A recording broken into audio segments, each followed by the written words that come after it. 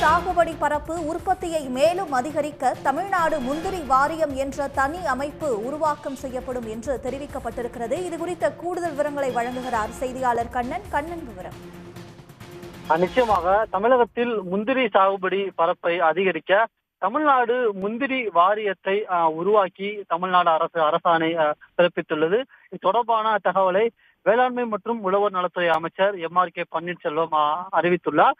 தமிழ்நாடு அரசின் இந்த வேளாண் நிதிநிலை அறிக்கையில் இந்த அறிவிப்பானது வெளியிடப்பட்டது.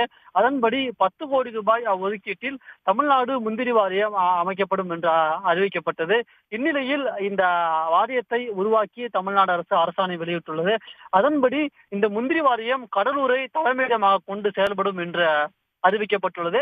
வேளாண்மை மற்றும் உழவர் நலத்துறை அமைச்சர் இவ்வாரியத்தின் தலைவராகவும் அரசால் நியமிக்கப்படும் பிரதிநிதி இவ்வாரியத்தின் துணைத் தலைவராகவும் இருப்பார்கள் என்று தெரிவிக்கப்பட்டுள்ளது.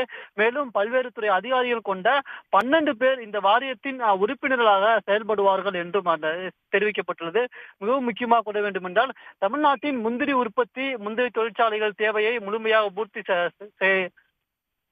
இயலாத நிலையில் முந்திரி உற்பத்தியில் தன்னிறைவு அடைவதை நோக்கமாக கொண்டு தமிழ்நாடு முந்திரி வாரியம் செயல்படும் என்று தமிழ்நாடு அரசு வெளியிட்டுள்ள அறிக்கையில் தெரிவிக்கப்பட்டுள்ளது. உடனுக்குடன் செய்திகளை தெரிந்து கொள்ள சன் நியூஸ் பெல் ஐகானை கிளிக் பண்ணுங்க.